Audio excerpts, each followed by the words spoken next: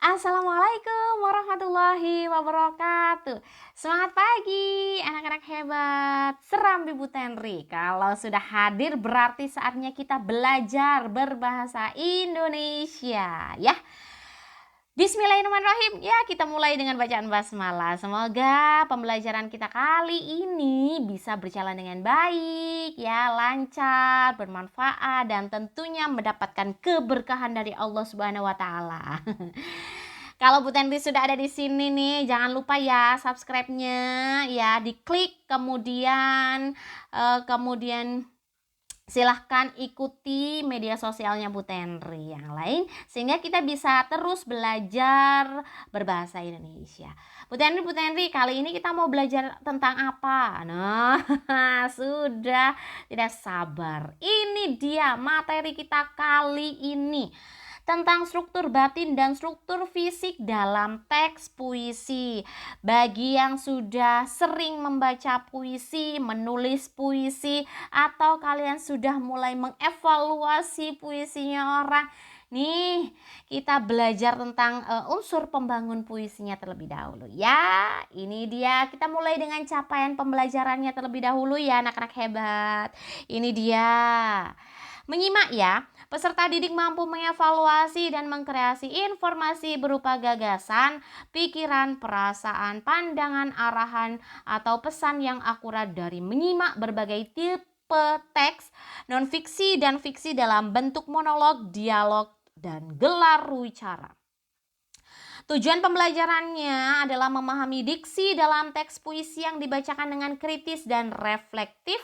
Kemudian kegiatan pembelajarannya adalah memahami pengertian struktur fisik dan struktur batin dalam teks puisi yang dibacakan dengan kritis dan reflektif. Serta nilai karakter yang ingin kita capai hari ini adalah bagaimana kalian diajarkan tentang sikap jujur, berpikir kritis, berpikir kreatif, kompetitif, percaya diri, dan bertanggung jawab ya. Kalau sudah anak-anak hebat, saatnya kita belajar tentang struktur pembangun puisi. Sebelum masuk ke struktur pembangun puisi, apa sih yang dimaksud dengan puisi? Yuk anak-anak hebat, apa yang dimaksud dengan puisi? Nah, kalian kan juga sering mendengar karya sastra jenis ini ya. Bagi yang sudah, silakan ajukan tangan. Bagi yang belum, tenang, kita akan belajar bersama tentang itu ya. Puisi itu adalah karya sastra berisi ungkapan hati seseorang yang dikemas menggunakan bahasa imajinatif, padat makna, dan memiliki keterikatan terhadap struktur fisik dan struktur batin. Gimana ya? Itu tadi pengertian dari teks puisi. Sedangkan struktur pembangun puisinya ada dua ya, dari struktur batin dan struktur fisik.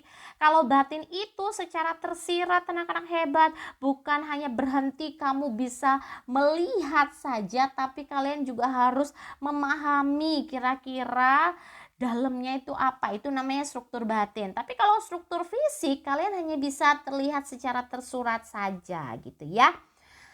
Nah, struktur batin puisi apa saja sih Bu Tenri? Ini dia. Ada tema, ada amanat, ada nada, dan ada rasa atau suasana. Tema itu adalah pokok pikiran dalam puisi ya. Kemudian amanat adalah pesan dalam puisi. Nada itu sikap penyair terhadap pembaca. Kira-kira penyair itu ingin menggambarkannya, sikapnya itu seperti apa kepada pembaca ya. Kemudian rasa atau suasana, yaitu keadaan jiwa pembaca. Struktur fisik puisi, ada diksi yaitu pilihan kata, ada kata konkret yaitu kata-kata kiasan atau lambang. Kemudian ada imaji adalah kata-kata yang berkaitan dengan indrawi. Ada bahasa figuratif atau yang sering kita sebut dengan majas. Ada bunyi yaitu berkaitan dengan rima dan irama serta tipografi atau tata perwajahan puisi. Saya simpulkan sedikit ya, kalau yang struktur batin itu lebih tersiratnya, tapi kalau yang fisik itu yang lebih tersuratnya. Tapi kali ini kita lebih akan membahas tentang struktur batin puisi ya, biar kita tahu kedalaman puisinya, biar kita tahu apa sih yang tersembunyi dalam teks puisi tersebut. Yang pertama adalah tema dalam teks puisi ya. Bu Tenri akan menyampaikan beberapa contoh saja tentang tema. Jadi sebenarnya kalian bisa mengambil tema apa saja yang berkaitan dengan kehidupan sehari-hari ya. Kemudian di sini Bu Tenri menyampaikan hanya 4 contohnya. Yang pertama contohnya tentang tema ketuhanan, ada tema percintaan, ada tema kemanusiaan, dan yang terakhir tema kepahlawanan. Tapi dari 4 ini lainnya sangat banyak. Kalian bisa saja menjadikan pengalaman hidupmu orang lain, kemudian situasi yang terjadi di lingkungan sekitarmu sebagai objek penceritaan dalam puisi ya. Bisa kamu paparkan dalam bentuk larik-larik yang manis, syarat makna, padat makna gitu ya. Berikutnya ada amanat. Nah, amanat atau pesan yang ingin disampaikan penulis melalui karyanya biasanya tersembunyi sih ya. Bu Tenri memberikan beberapa contoh di sini ya. Banyak sekali pesan yang ingin disampaikan pengarang atau penulis pada penikmat karya. Tapi kalau bisa sih wujudkan dalam bentuk kalimat positif sehingga kita terbiasa juga menggunakan sesuatu hal yang positif dalam kehidupan sehari-hari. Ini contohnya ya, manusia hendaknya bertaubat kepada Tuhan, belajar yang rajin dalam meraih cita-cita, kewajiban memperjuangkan hak asasi manusia, menolong sesama dengan apa yang kita punya, mencintai sesama makhluk ciptaan Tuhan, mengucap rasa syukur atas anugerah dari Tuhan, mendoakan orang-orang terkasih secara ikhlas, yakinlah atas usaha yang dilakukan secara maksimal, dan introspeksi diri sebelum mengomentari orang lain. Kira-kira pesan yang mana sih yang sekiranya nyampe dan yang sering kalian dapatkan dari teks puisi yang kamu baca atau yang kamu tulis? Salah satu atau banyak nih? Artinya ketika kalian sudah mendapatkan pesan itu, berarti teks puisinya sudah benar-benar mengena gitu ya bagi penikmat karya. Selanjutnya suasana dalam teks puisi. Ini sikapnya penyair terhadap pembaca. Maunya seperti apa? Oh, mau ngasih suasana gembira, mau ngasih suasana pasrah, gelisah, bimbang, bahagia, haru, sedih, tenang, semangat, cemburu, husuk, sepi, romantis, rindu, marah, terlindungi, gegabah, iba, dan memberontak ya. Itu suasananya. Nah, kalau sekarang adalah rasa dalam teks puisi. Rasa itu adalah sikapnya pembaca. Nah, sikapnya pembaca setelah menikmati karya. Gitu ya. Bu Tendi kasih contoh seperti ini. Ketika kalian mendapatkan diksi dalam teks tersebut, misalnya ada kata rindu, cinta, senandung, doa, gundah, hati, jiwa, kisah kasih. Nah, dari diksi yang sudah kalian temukan dalam puisi X gitu ya, kira-kira rasa apa yang kalian dapatkan? Nah, simpan dulu ya, jangan Bu Tendi kasih tahu dulu. Berikutnya ternyata pada puisi Y, kalian mendapatkan diksi yang sangat manis, yaitu negeri orang, rantau, asing, berjuang, peluang, membanting tulang. Kira-kira ketika mendengarkan kosakata itu apa yang kalian rasakan? Nah, simpan dulu ya. Berikutnya ada di puisi Y, Z gitu ya. Ada diksi hormat, senjata, medan perang, senapan, memerah, kobaran, dan pahlawan. Nah, sudah ada rasa di situ. Berikutnya ada aspirasi, anak, cucu, adik kuasa, ruang politik, adu jotos, putra bangsa.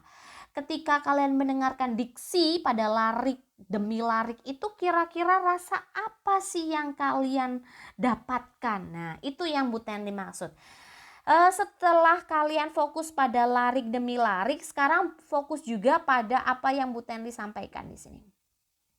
Nih ya. Set. Nah, dari kosakata pada lari pertama ternyata rasanya adalah rindu kepada seorang terkasih. Berikutnya rasa apa sih ketika mendengarkan kata rantau gitu ya. Ternyata adalah nasib perantau di negeri orang tuh rasanya. Berikutnya rasa seperti apa yang didapat ketika kalian mendapati kosakata pada lari ketiga ini? Ternyata adalah perjuangan dalam mempertahankan kehormatan bangsa.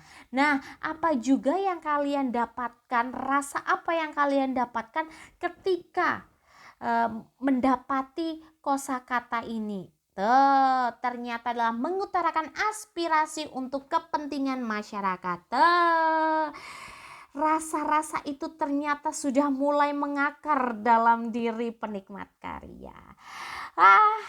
Struktur batinnya sudah dapat semua ya anak-anak hebat. Ini dia lanjutannya.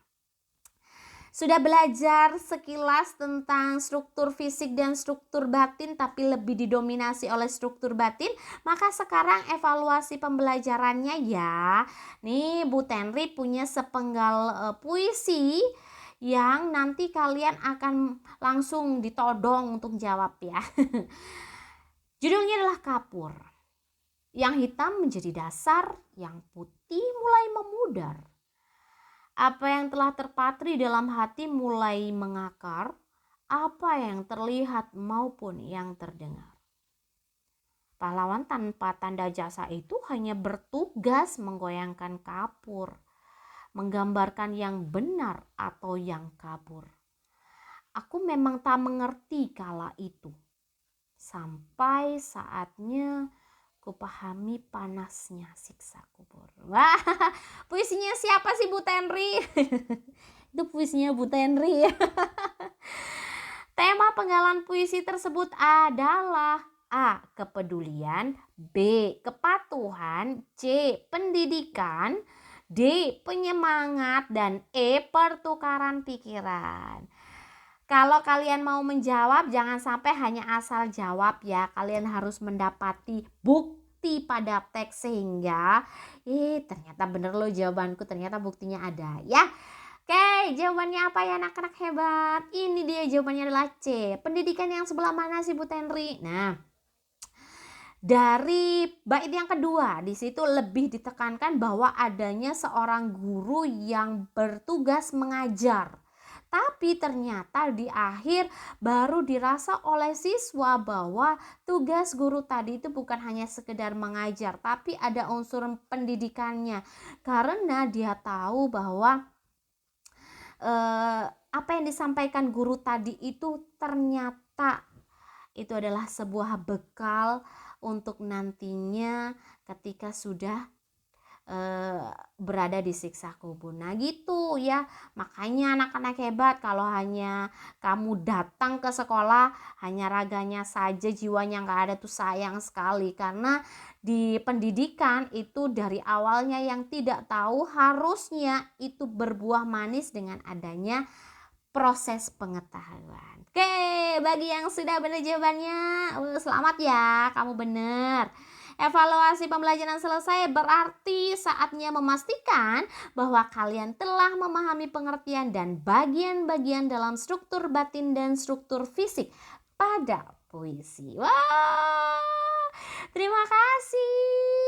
Pemaparan yang sangat sederhana, Bu Tenri harapkan dapat menjadi sebuah pemahaman yang sangat sempurna nantinya ya. Bukan hanya sekedar mengetahui struktur fisik dan struktur batin, tapi juga dapat diaplikasikan dalam mengevaluasi sebuah puisi. Alhamdulillahirrahmanirrahim. Terima kasih untuk kedua kalinya dan kesekian kalinya ya sudah bergabung bersama Bu Tenri. Jangan lupa terus ya ikuti kegiatan Bu Tenri sembari terus belajar berbahasa Indonesia yang baik dan benar. Bu Tenri pamit. Wassalamualaikum warahmatullahi wabarakatuh.